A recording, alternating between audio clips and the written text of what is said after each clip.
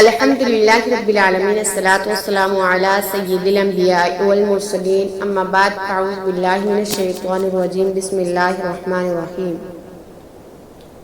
سب سے پہلے میرے تمام سننے والوں کو السلام علیکم ورحمۃ اللہ وبرکاتہ۔ میری آج کی گفتگو کا موضوع ہے معراج النبوی صلی اللہ علیہ وآلہ وسلم۔ چشم زدن نے عالم بالا کا نقشہ بدل گیا، حکم ربی ہوا اے جبریل اپنے ساتھ 70,000 فرشتے لے جاؤ۔ حکم الہی سن کر جبریل امین سواری لینے جنت میں جاتے ہیں، اور آپ نے ایسی سواری کا انتخاب کیا جو آج تک کسی شہنشاہ کو بھی میسر نہ ہو سکی۔ میسر ہونا تو دور کی بات ہے، دیکھ تک نہ سکا کوئی۔ اس سواری کا نام براق ہے۔ تفسیر روح البیان میں ہے کہ حضور نبی کریم صلی اللہ علیہ وآلہ وسلم پہلے براق پر کوئی سوار نہ ہوا آپ سے پہلے۔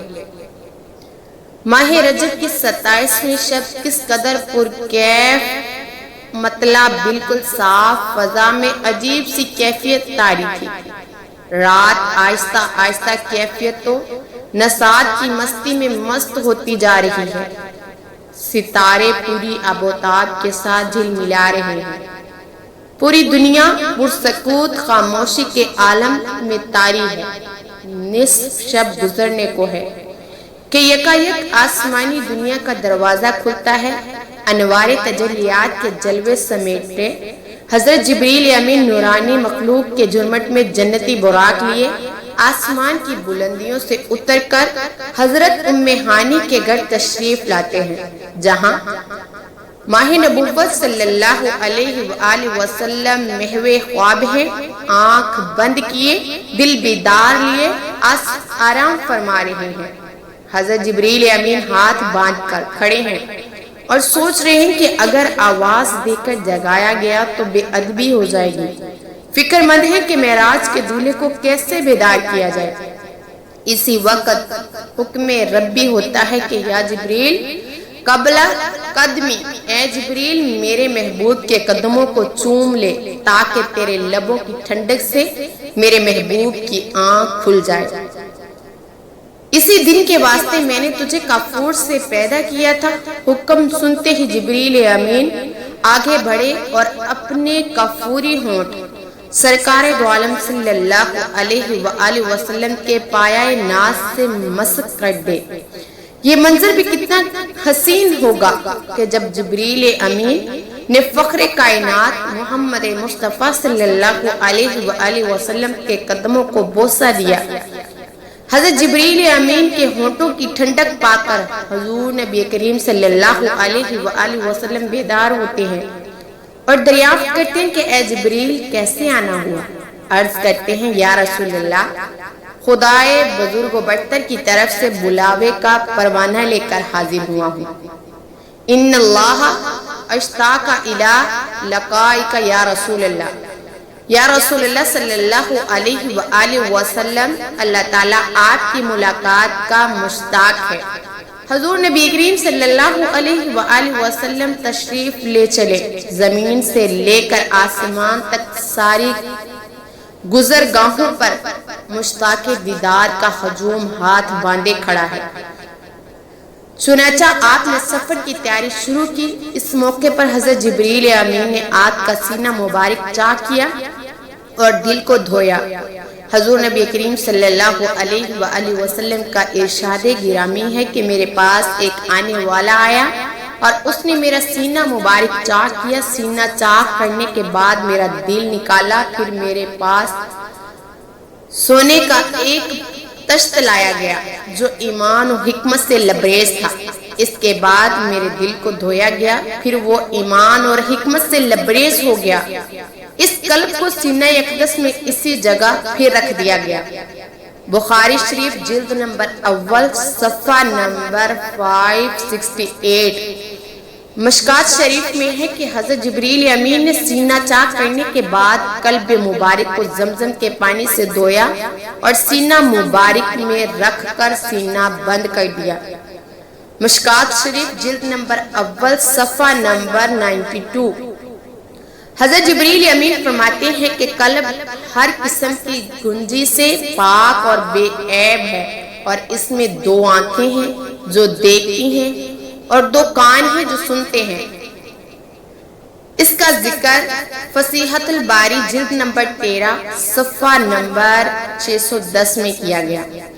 سینہ اقدس کے شک کیے جانے میں کئی حکمتیں ہیں، جن میں ایک حکمت یہ ہے کہ قلب اطہر میں ایسی قوت قدسیہ شامل ہو جائیں جس سے آسمان پر تشریف لے جانے اور عالم سماوات کا مشاہدہ کرنے، بالخصوص دیدار الہی کرنے میں کوئی دقت اور دشواری پیش نہ آئے۔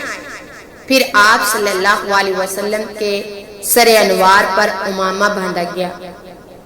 علامہ کاشفی رحمۃ اللہ علیہ فرماتے ہیں کہ شب معراج حضور نبی کریم صلی اللہ علیہ وآلہ وسلم کو جو امامہ شریف پہنایا گیا، وہ امامہ مبارک حضرت آدم علیہ السلام کی پیدائش سے 7000 سال پہلے تیار کیا ہوا تھا۔ 40,000 ملائکہ اس کی تعظیم و تکریم کے لیے اس کے ارد گرد کھڑے تھے۔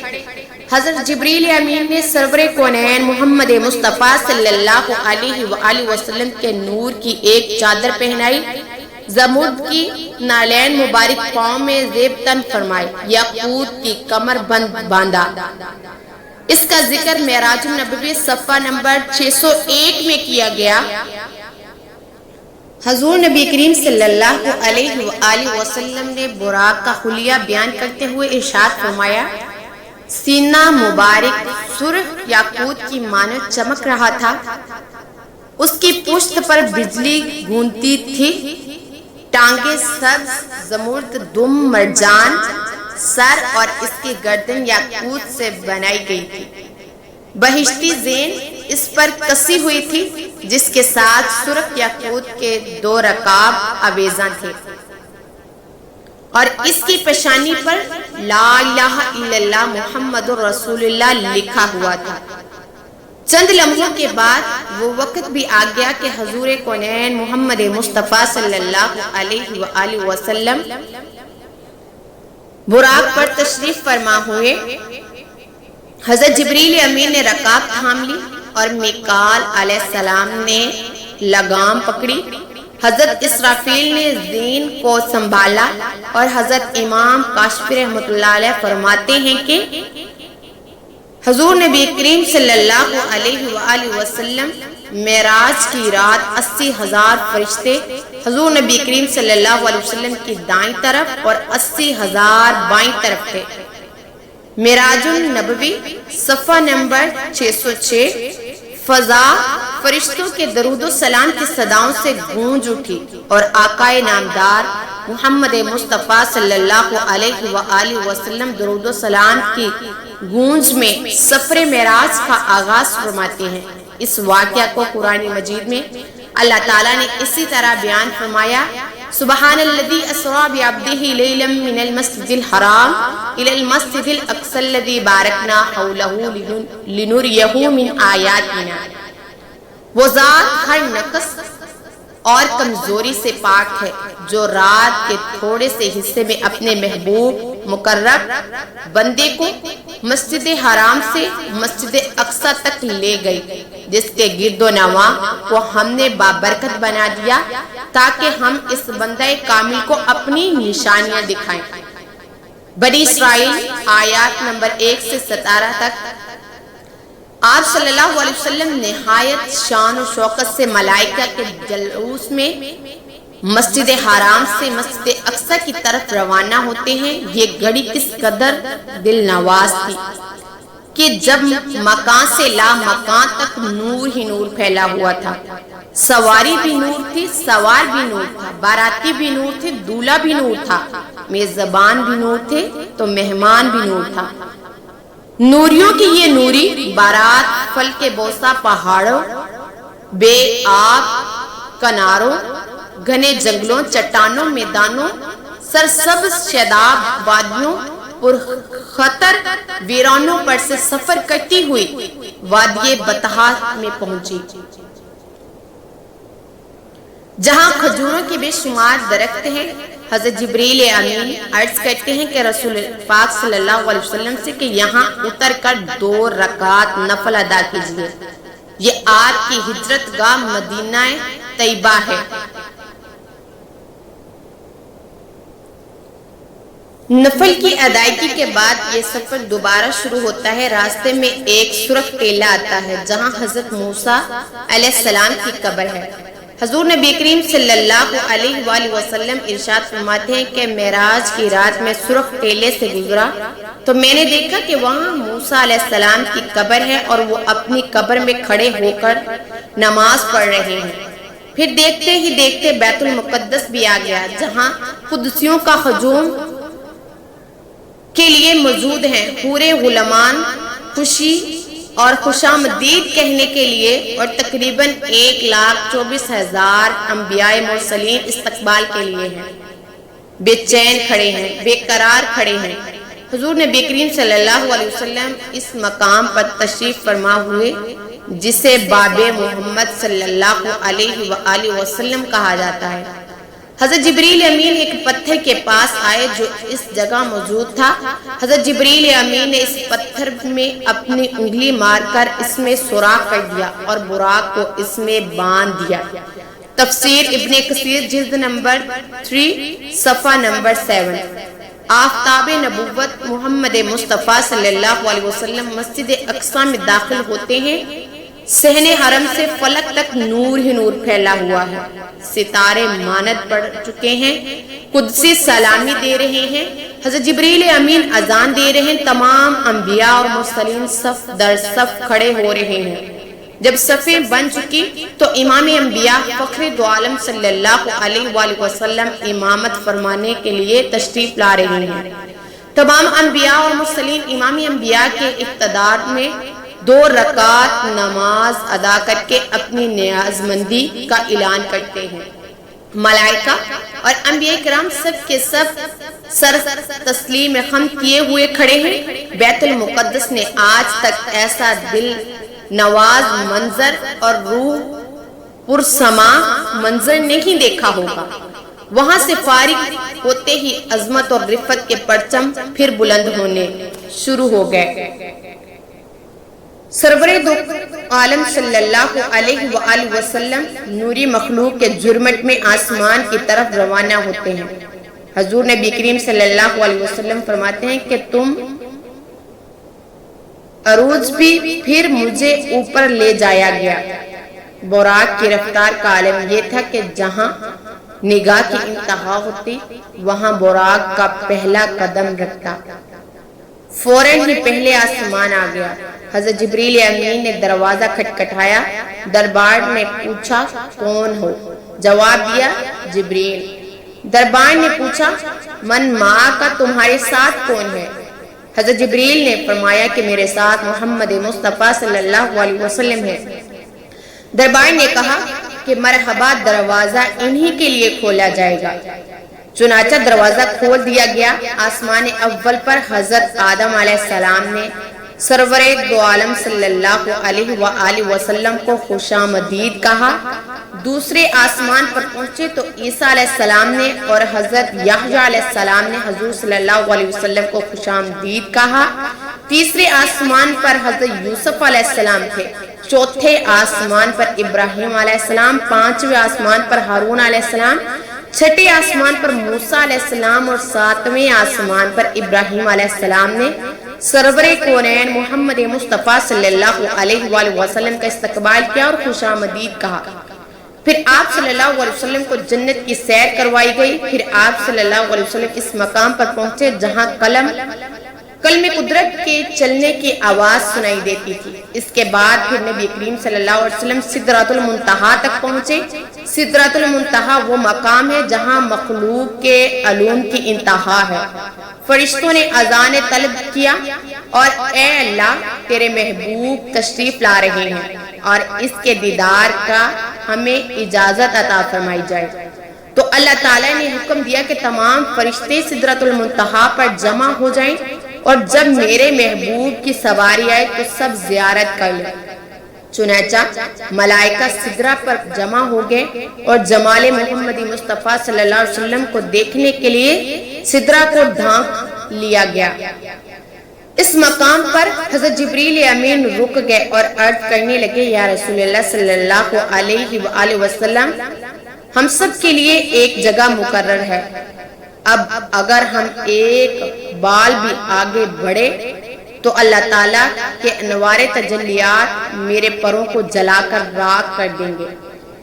یہ میرے مقام کی انتہا ہے۔ سبحان اللہ۔ حضور صلی اللہ علیہ وسلم کی رفعت اور عظمت کا اندازہ لگائیے کہ جہاں شہباز سدرہ کے بازو تھک جائیں گے اور روح الامین کی حد ختم ہو جائے گی، وہاں حضور نبی کریم صلی اللہ علیہ وسلم کی پرواز شروع ہوتی ہے۔ اس موقع پر حضور صلی اللہ علیہ وسلم نے ارشاد فرمایا، جبریل کوئی حاجت ہو تو بتاؤ۔ جبریل امین نے عرض کی کہ حضور صلی اللہ علیہ وسلم، یہ مانگتا ہوں کہ قیامت کے دن پل صراط پر آپ کی امت کے لیے بازو پھیلا سکوں، تاکہ حضور صلی اللہ علیہ وسلم کا ایک ایک غلام آسانی کے ساتھ پل صراط سے گزر جائے۔ حضور تاجدار نبوت صلی اللہ علیہ وآلہ وسلم جبریل امین کو چھوڑ کر تنہا انوار تجلیات کے مناظر طے کرتے ہوئے گئے، اور جب حضور نبی کریم صلی اللہ علیہ وآلہ وسلم عرش کے قریب پہنچے تو آگے حجابات ہی حجابات تھے، تمام پردے اٹھ گئے۔ اس واقعہ کو قرآن مجید میں اس طرح بیان فرمایا، فَاسْتَوَى وَهُوَ بِالْأُفُقِ الْأَعْلَى، سورۃ النجم آیات نمبر 6 سے 7۔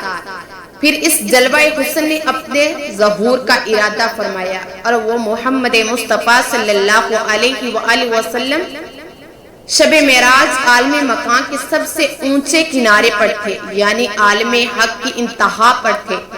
اس آیات کی تفسیر میں مفسرین قرآن مجید حضرت امام زاروی رحمۃ اللہ علیہ فرماتے ہیں کہ سرکار دو عالم صلی اللہ علیہ وآلہ وسلم شب معراج آسمان پر کی بلندیوں کے کناروں پر پہنچے تو تجلی الہی متوجہ نمائش ہوئی۔ صاحب تفسیر روح البیان نے فرمایا کہ فستوا کے معنی ہے کہ حضور صلی اللہ علیہ وسلم نے افق اعلیٰ یعنی آسمانوں کے اوپر جلوہ فرمایا۔ پھر وہ مبارک کڑی بھی آ گئی کہ پیغمبر اسلام محمد مصطفیٰ صلی اللہ علیہ وآلہ وسلم کی حریم الہی میں پہنچے اور اپنے سر کی آنکھ سے عین عالم بیدار میں اللہ تعالیٰ کی زیارت کی۔ قرآن مجید میں محبوب محمد مصطفیٰ صلی اللہ علیہ وسلم کی اس ملاقات کے مناظر اس دلکش الفاظ میں یوں بیان کرتے ہیں، ثم دنا فتدلا فکان قاب قوسین او ادنا، سورۃ النجم آیات نمبر 8 سے 9۔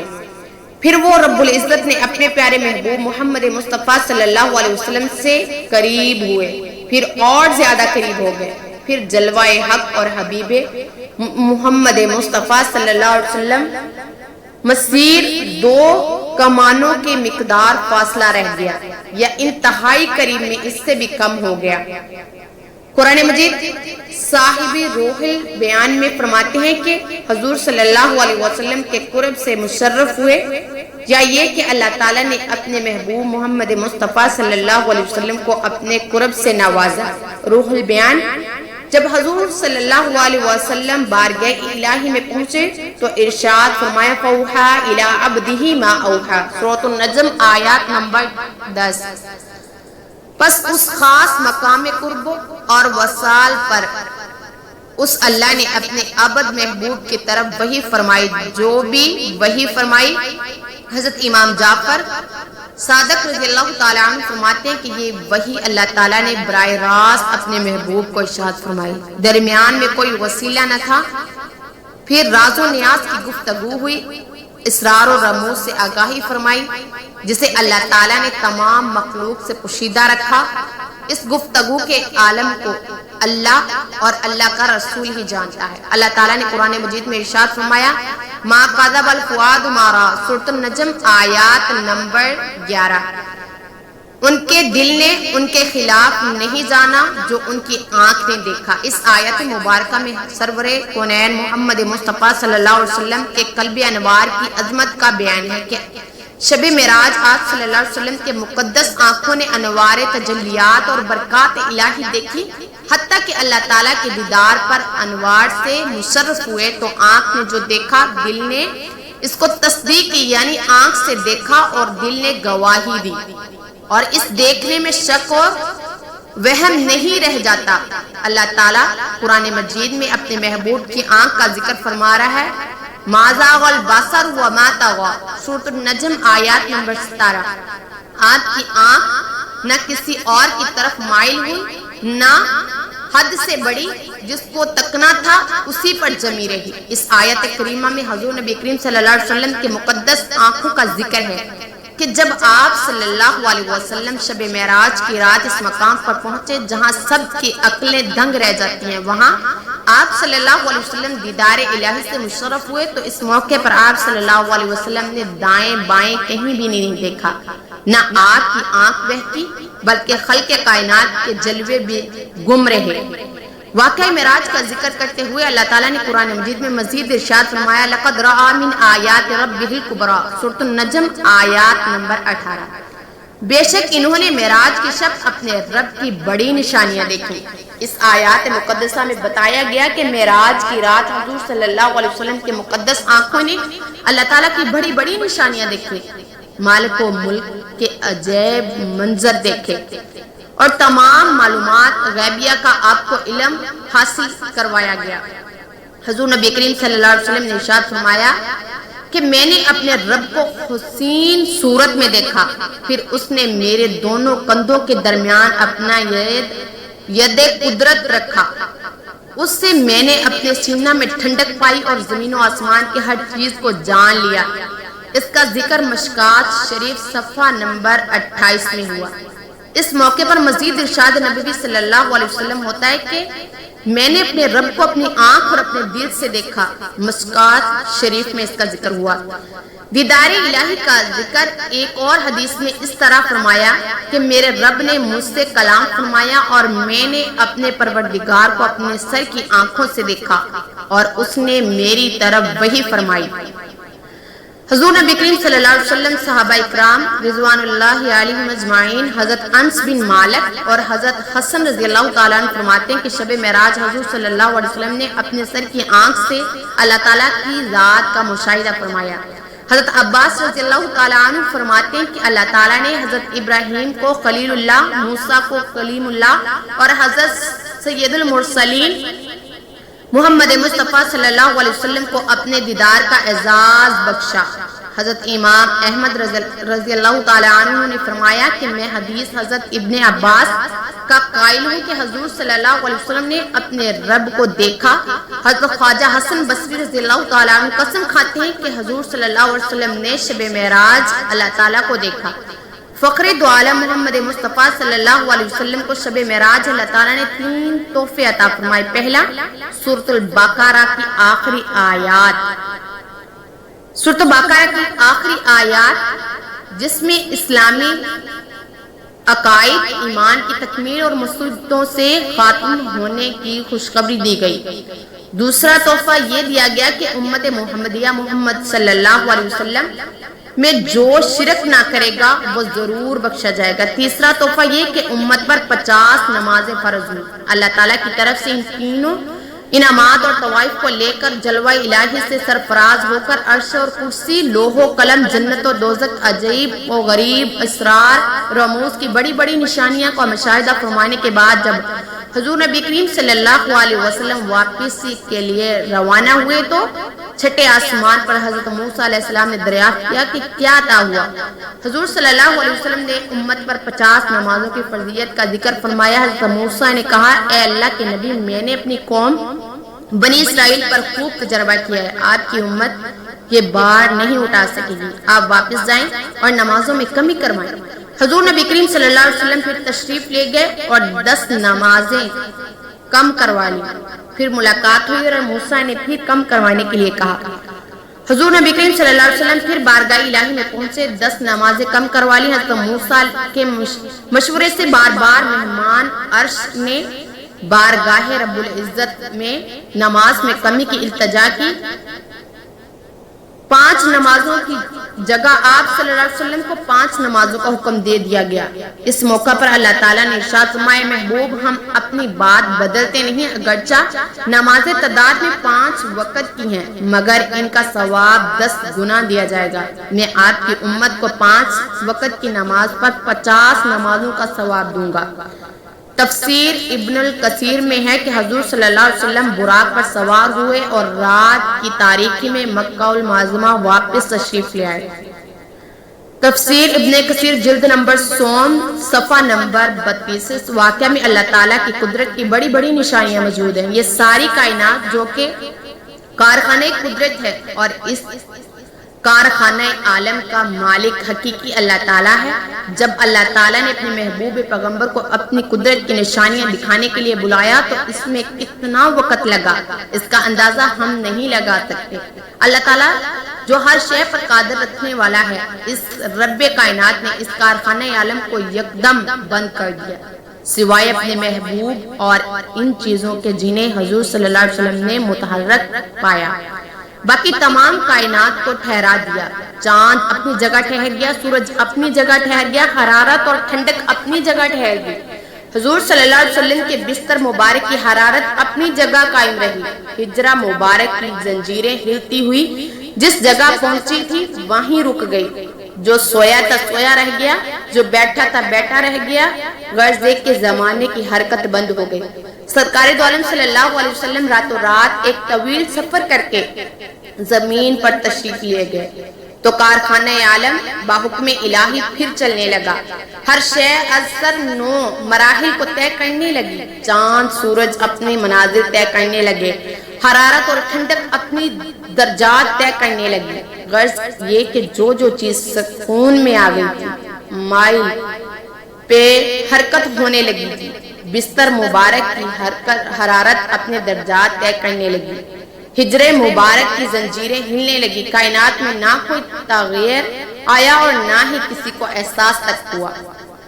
روح البیان جلد نمبر 5 صفحہ نمبر 125۔ حضور کونین محمد مصطفیٰ صلی اللہ علیہ وسلم نے صبح ہوتے ہی اس واقعہ کا ذکر اپنے چچا زاد بہن ام ہانی سے فرمایا۔ انہوں نے عرض کی کہ قریش سے اس کا ذکر نہ کیا جائے، لوگ انکار کریں گے۔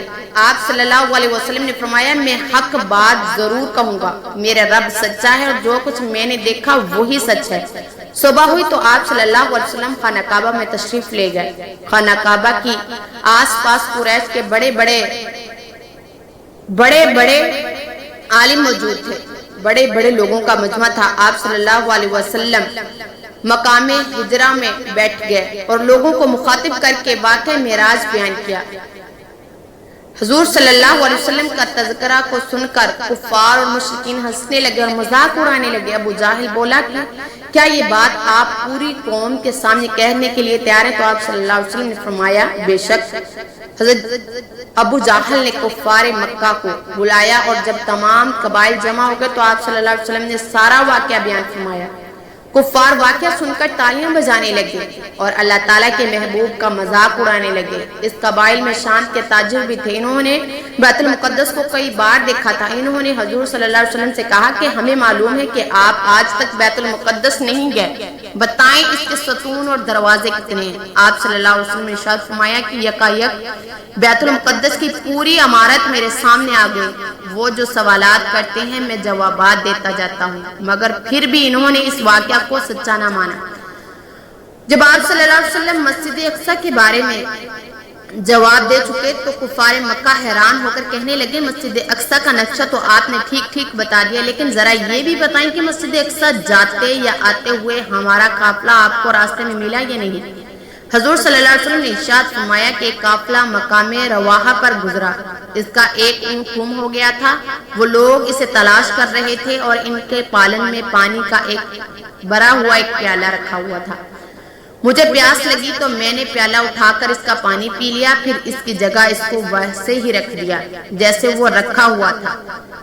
جب وہ لوگ آئے تو ان سے دریافت کرنا کہ جب وہ اپنے گمشدہ اونٹ تلاش کر کے پالن کی طرف واپس آئے تو کیا انہوں نے اس پیالے میں پانی پایا یا نہیں؟